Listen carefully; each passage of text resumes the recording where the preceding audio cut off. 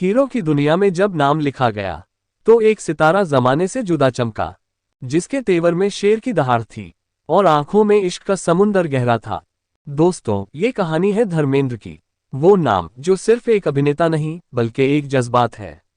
उनकी जिंदगी में एक्शन था, रोमांस था, संघर्ष था और एक ऐसा स्टाइल जो आज भी करोड़ों दिलों की धड़कन है।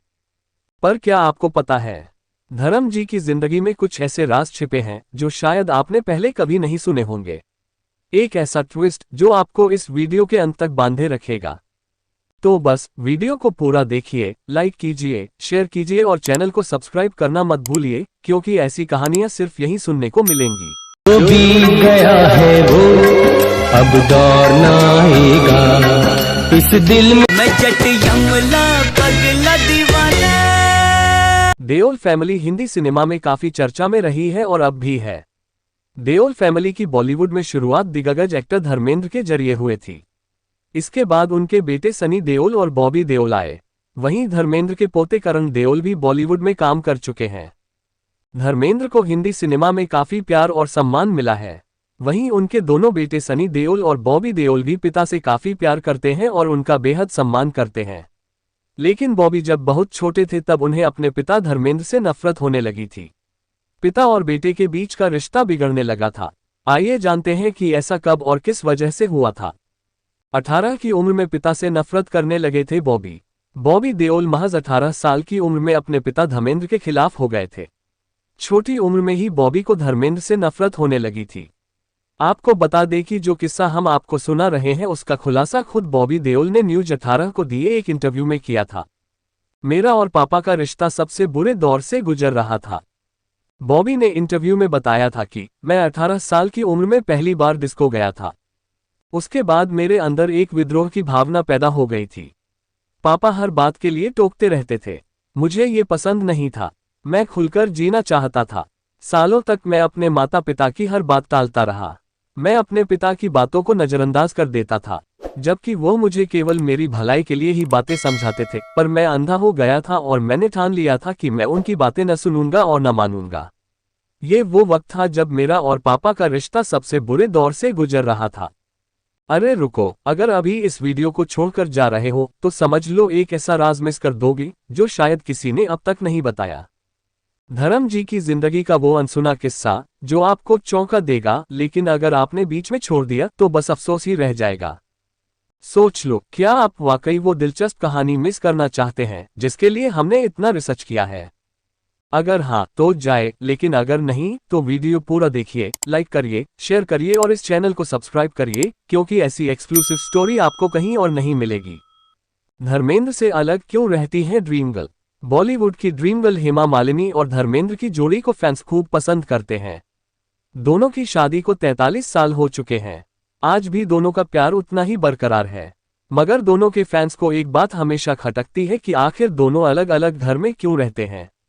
इस सवाल पर पहली बार हेमा मालिनी ने हालिया इंटरव्यू में रिएक्ट किया। उन्होंने बताया कि आखिर क्यों वह धर्मेंद्र के साथ नहीं रहती बल्कि अलग घर में रहती हैं। हेमा मालिनी ने लहरे रेट्रो को दिए इंटरव्यू में अपनी पर्सनल लाइफ के पन्नों पर खुलकर रिएक्ट किया। जब उनसे पूछा गया कि वह आज के समय में फेमिनिस्ट आइकन के तौर पर देखी जाती हैं, जो खुद के अलग घर में रहती हैं।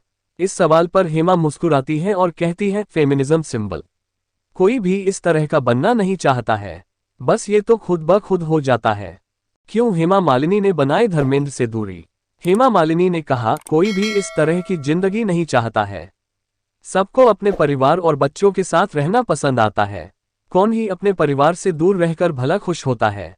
नहीं, हर औरत को पति, बच्चे और एक नॉर्मल लाइफ चाहिए होती है। लेकिन कुछ वजहों से मैंने इन चीजों को अलग किया। हेमा मालिनी को है धर्मेंद्र से अलग रहने पर दुख। हेमा मालिनी ने बच्चों और पति से दूर रहने की बात पर कहा, उन्हें इस बात का दुख नहीं है बिल्कुल भी। मैं खुश हूं कि मैंने अपने दोनों बच्चों को पाला और उन्हें बड़ा किया। बिल्कुल, धर्मेंद्र मेरे साथ हर जगह पर थे। वह उनमें से भी थे जिन्हें बच्चों की शादी की चिंता थी। मैं हमेशा उनसे कहती थी कि सब हो जाएगा। हेमा मालिनी और धर्मेंद्र का रिश्ता। मालूम हो, हेमा मालिनी और धर्मेंद्र ने साल 1980 में शादी की थी। दोनों ने शादी के लिए धर्म भी बदला था। इसकी वजह यह थी कि धर्मेंद्र पहले से शादीशुदा था। 19 साल की उम्र में धर्मेंद्र की शादी प्रकाश कौर से हुई थी, जिनसे उनके 4 बच्चे थे। हेमा मालिनी और धर्मेंद्र के बच्चे। बॉलीवुड में आने के बाद हेमा मालिनी को धर्मेंद्र दिल दे बैठे और दोनों ने शादी का फैसला भी किया। धर्मेंद्र और हेमा मालिनी की 2 बेटियां भी हैं, ईशा देओल और अहाना देओल। दोनों की शादी हो चुकी है। क्यों राजनीति में कदम रखते ही धर्मेंद्र को बोलने लगे थे, गुमशुदा थाने में लग गए थे पोस्टर। हिंदी सिनेमा में कई ऐसे दिग्गज कलाकार हैं जिन्होंने फिल्मों में सफलता पाने के बाद सीधा राजनीति का रुख किया। राजेश खन्ना से लेकर मिथुन चक्रवर्ती, जयललिता, अमिताभ बच्चन और जया बच्चन और हेमा मालिनी जैसे कई दिग्गज सितारों ने राजनीति में कदम रखा। कई बॉलीवुड सितारे आज भी राजनीति में मजबूती से बने हुए हैं, तो वहीं दूसरी तरफ कई एक्टर्स ऐसे भी हैं जिन्होंने खुद को पॉलिटिक्स से कोसों दूर कर लिया है। इन्हीं सितारों में से एक नाम बॉलीवुड के हीमैन धर्मेंद्र का भी है, जिन्होंने साल 2004 में ज्वाइन में भारतीय जनता पार्टी ज्वाइन की थी। हालांकि इसके कुछ समय बाद ही लोगों ने उन्हें गुमशुदा बुलाना शुरू कर दिया और साथ ही पुलिस थाने में उनके पोस्टर भी लग गए। क्या है ये पूरा किस्सा और लाखों फैंस का दिल जीतने वाले धर्मेंद्र का राजनीति में क्यों नहीं चला सिक्का? क्यों धर्मेंद्र को राजनीति में आते ही लोगों ने कहा था गुमशुदा? 88 साल के धर्मेंद्र ने अपने अभिनय से तो लोगों का दिल जीता ही है, लेकिन उनका शायराना अंदाज भी लोगों को खूब भाता है। हालांकि जब वह राजनीति में आए तो लोगों ने उन्हें गुमशुदा बुलाना शुरू कर दिया। ऐसा उनके साथ क्यों हुआ, इस बात का खुलासा कई सालों पहले खुद धर्मेंद्र ने प्रभु चावला को दिए एक इंटरव्यू में किया था। जब उनसे ये पूछा गया कि आप राजनीति में आ तो गए, लेकिन आपके वोटर कहते हैं कि गुमशुदा की तलाश है, वह फेल हो गया।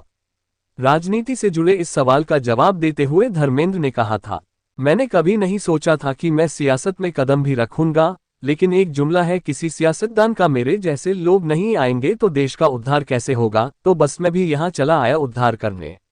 मैं जानता था कि 50 से 60 साल में हम कहाँ पहुंचे हैं, लेकिन फिर भी मैंने सोचा शायद कुछ कर सकूं।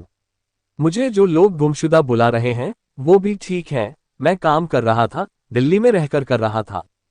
पुलिस थाने में लग गया था धर्मेंद्र का पोस्टर। इस बातचीत में धर्मेंद्र ने यह भी खुलासा किया कि लोगों ने पुलिस थाने में उनका पोस्टर लगाकर गुमशुदा की तलाश क्यों लिखा था।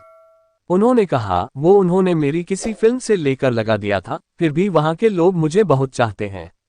अटल जी जैसी शख्सियत को देखकर मैं राजनीति में आया था। मुझे मेरी एक मुस्लिम बहन ने कहा था कि आप बीजेपी में क्यों जा रहे हो, मेरे दिल को भी ये बात लगी, तो मैंने उनसे कहा कि मैं आपका नुमाइंदा बनकर जा रहा हूं। मुझे लगता है कि मैं इस देश का सबसे सेक्युलर इंसान हूं, क्योंकि मैं सिर्फ इंसानियत में यकीन रखता हूं। इस पुराने इंटरव्यू में धर्मेंद्र ने यह भी बताया कि वह सियासत में आ तो गए, लेकिन राजनीति में कभी भी उनका दिल नहीं लगा। उन्होंने कहा कि वह बेहद ही जज्बाती आदमी है, जिसकी वजह से राजनीति में उनकी पारी काफी छोटी रही। तो दोस्तों, ये थी धर्म जी की वो अनसुनी कहानी, जो शायद ही आपने पहले कभी सुनी हो। लेकिन रुको, कहानी यहीं खत्म नहीं होती।